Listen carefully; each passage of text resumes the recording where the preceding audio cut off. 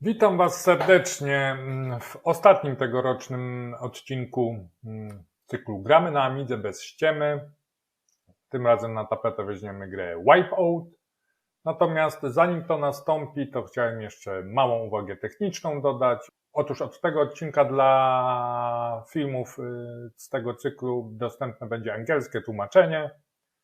Tutaj posługuję się technologią sztucznej inteligencji. Wiadomo, ta technologia ma swoje zalety i wady. Gdzieś tam się sprawdza bardzo dobrze, jest wręcz moim zdaniem bezkonkurencyjna, ale są też odcinki frontu, gdzie sprawdza się źle. Natomiast jeśli chodzi o transkrypcję tekstu, wydaje mi się, że sprawdza się całkiem przyzwoicie. Oczywiście nie są to tłumaczenia idealne i bezbłędne, ale na ile ja znam angielski i na ile ja patrzałem na te tłumaczenia, to jest to jednak dosyć czytelne i zrozumiałe. Także już na naszym bratnim kanale, który współtworzę z Remikiem Amiga bez ściemy, tam już od 2 odcinków są napisy. Pierwszym odcinkiem tłumaczonym był odcinek wywiad z Szymonem Ulatowskim i tam nawet pojechaliśmy grubo, bo też daliśmy tłumaczenie niemieckie oprócz angielskiego. No i to tyle, co chciałem powiedzieć. Jeśli gdzieś tam oglądacie nas za granicą, jeśli macie za granicą gdzieś tam znajomych, którzy się interesują Amigą, a dotychczas nie mogli na przykład oglądać tego cyklu, to możecie polecić. Od teraz będą napisy, więc będzie to dla nich zrozumiałe. Ok, przechodzimy do tematu. No więc Wipeout. Jest rok 1994 i spadają na nas, na amigowców, chyba wszystkie możliwe plagi egipskie. No bo nie dość, że bankrutuje firma Commodore, to jeszcze bardzo zasłużona firma Psygnosis, chyba najbardziej zasłużona obok Team 17 firma produkująca gry dla Amigi, zostaje wykupiona przez skośnookie diabły z Sony i niestety już pod marką Studio Liverpool tworzy gry tylko na nowoczesne platformy, oczywiście z naciskiem na konsolę PlayStation. Na szczęście w serduchach ludzi z Psygnosis bije chyba jeszcze trochę amigowej krwi, bo w drugiej połowie lat 90. dają zgodę i udzielają licencji na to, by na Amigę powstała gra Wipeout 2097. I trzeba przyznać, że mamy tutaj dużo szczęścia, bo dla mnie jest to najlepsza gra z serii, a testowałem chyba wszystkie gry. Może jeszcze ta gra Wipeout HD na PlayStation 3 jest równie dobra, a może trochę lepsza, ale w każdym razie ta gra Wipeout 2097 jest na pewno jedną z najlepszych. Sam Wipeout oczywiście powstał jeszcze wcześniej, Wipeout 2052 i zrobił nie lada furorę, bo był dodawany na płycie startowej do konsoli Sony PlayStation 1 i można powiedzieć, że niejako stał się założycielem całego gatunku gier wipeout-podobnych, bo takich gier, gdzie poruszamy się kosmicznymi bolidami po torach, wykorzystując jakiś tam system antygrawitacji, to powstało całkiem sporo. Ja sam mam ich w kolekcji sporo. Też nawet powstały na Amiga OS 4. Na przykład taka gra Hackcraft Championship, którą kiedyś tam recenzowałem na blogu. Ale jak to bywa w naszym Ami świecie, u nas dzieją się rzeczy czasami dosyć dziwne i o ile pierwszego Wipeouta na Power Amigę, ale jeszcze tą Amigę klasyczną pod Amiga OS 3 mieliśmy już chyba w 1997 roku, więc dosyć szybko, to tego wcześniejszego Wipeouta nie mieliśmy w zasadzie aż do roku 2023, ale nie jest tak łatwo dostępny. Nie pobierzecie go niestety z serwera OS4 Depot. Przyczyna tego jest prosta, że według informacji, jakie pojawiają się na sieci, po prostu pierwsza część Wipeouta została wydana, że źródła do tej pierwszej części Wipeouta po prostu wyciekły w sposób nielegalny do sieci. Oczywiście, jak już coś raz wycieknie do sieci, to już nie znika, więc praktycznie natychmiast pojawiły się różne porty, była też wersja na przeglądarkę, i była też wersja właśnie na Amiga OS 4. Ale że, jak mówię, legalność tych źródeł jest mocno wątpliwa, więc autor nie zdecydował się na opublikowanie tej wersji na OS4 Depot, a być może nawet chciał, ale Nie zgodził się na to administrator tego największego serwera plików dla systemu Amiga S4, także trzeba szukać, przeglądać amigowe fora. Kto chce, to znajdzie. No, ja chciałem i znalazłem i dlatego właśnie tą pierwszą grę z serii mogę Wam dzisiaj zaprezentować.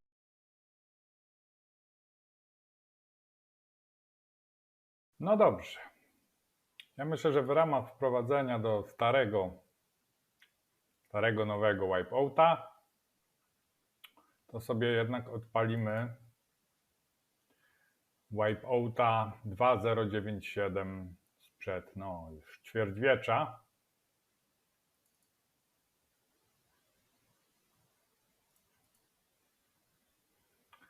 Tutaj speed limit 45 fps. Kiedyś miałem zawsze na 60 w czasach używania tam Amigi 1200 z Blizzardem PowerPC.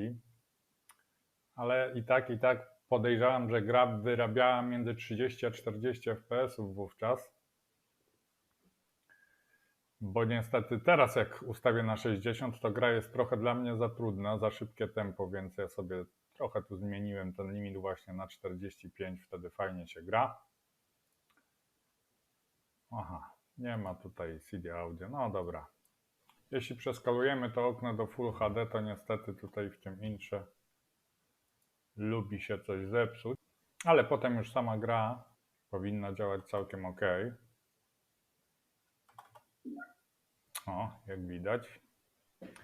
Ok, nie będziemy tutaj brać innych statków, innych tras, po prostu przejedźmy sobie pierwszą.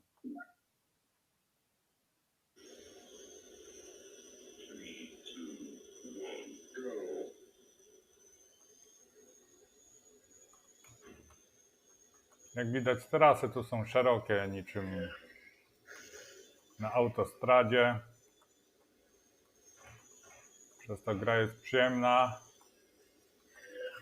niezbyt wymagająca, niezbyt trudna. Przynajmniej w tych 45 fps-ach.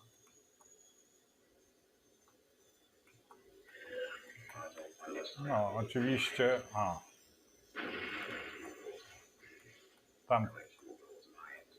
Tam jak widzieliście, mam już pewne uszkodzenia, chyba będę musiał przejechać trasą naprawczą.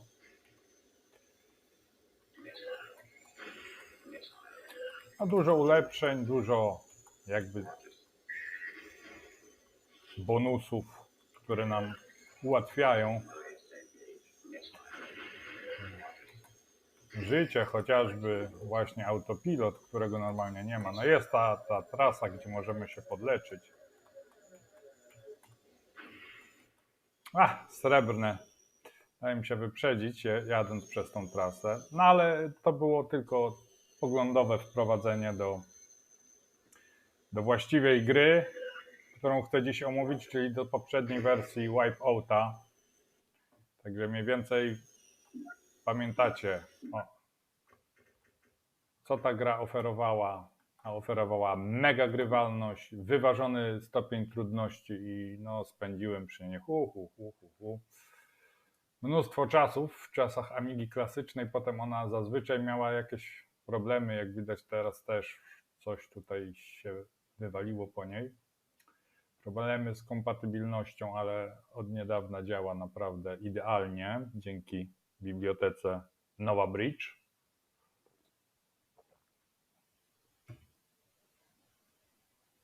No i teraz dla porównania mamy bohatera naszej recenzji, czyli Wipeouta pierwszego. No to, co różni go od... Chyba jedyna rzecz na plus, która go różni od poprzednika, to świetna oprawa muzyczna. Tutaj gwiazdy brały udział w tworzeniu tej muzy, o ile pamiętam, Chemical Brothers, The Prodigy. Także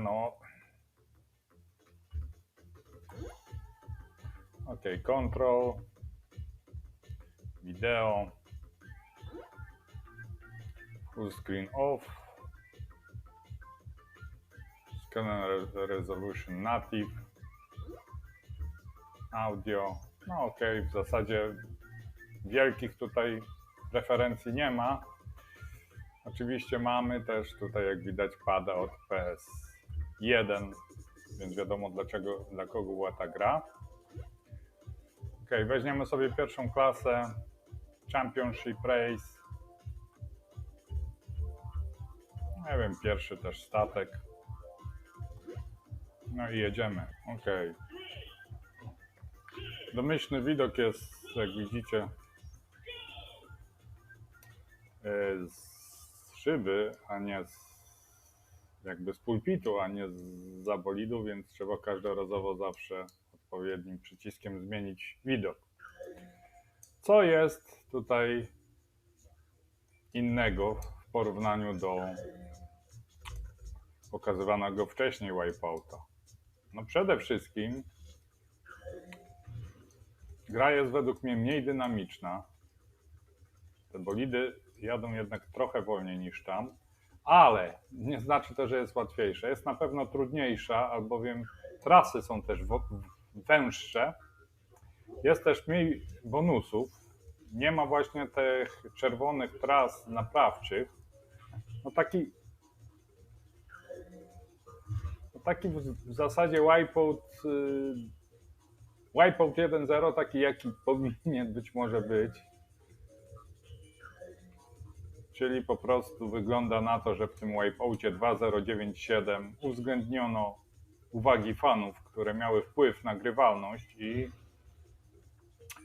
wiele właśnie wad z tego Wipeouta pierwszego zostało usunięte. A tutaj no niestety jest bardziej hardkorowo, jest trudniej, jest mniej usprawnień, mniej bonusów, no mniej wszystkiego. I też chyba trochę mniej przez to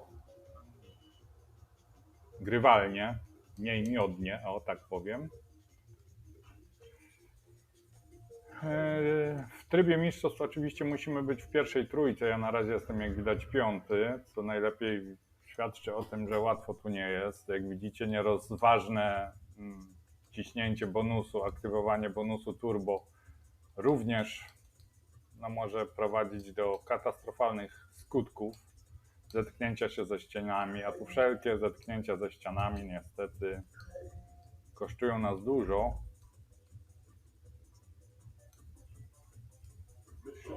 I nie będę ukrywał, że musiałem kilka razy sobie pograć, chociaż wydawało mi się, że na czym jak na czym, ale na Wipeoutach to ja się trochę znam i trochę godzin przy tej serii przesiedziałem, nie tylko na Amidze, ale też i gdzieś tam na PlayStation. Ale jednak tu, żeby przejść tą pierwszą planszę, to musiałem się natrudzić. Nie poszło to tak z marszu, no i zobaczymy, czy tym razem to pójdzie. Bo jak na razie niestety 4. miejsce. A ja tutaj niestety jadę po bandach jak młokos niedoświadczony. No i proszę. I dałem się wyprzedzić.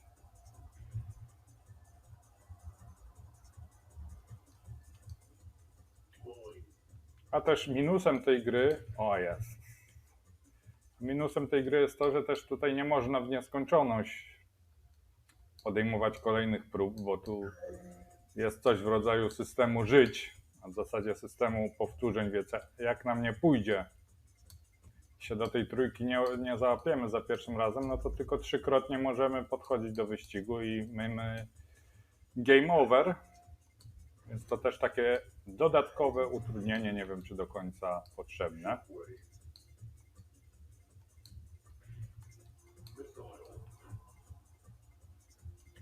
No tak, dostałem się do trójki, to natychmiast walą we mnie. Wszystkiego co się da, na szczęście jest osłonka, ale...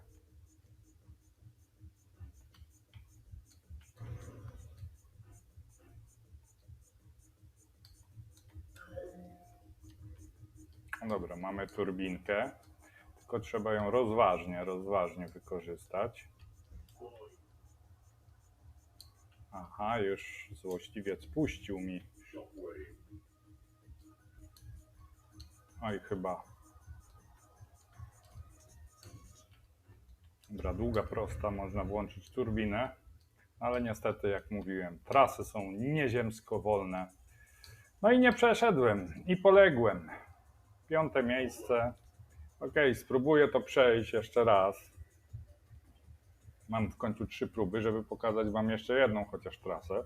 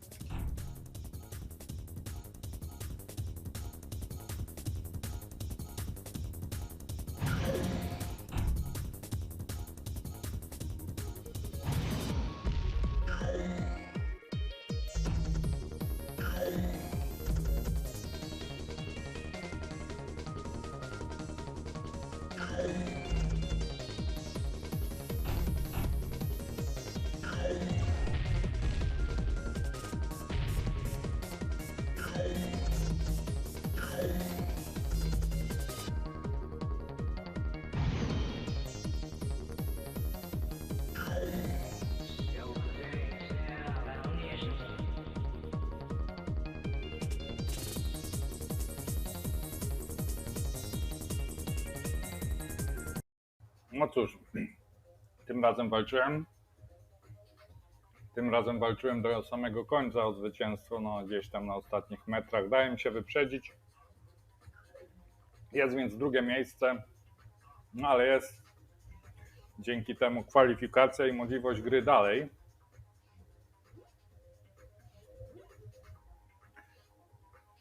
Wynik 4 minuty 16. Ok.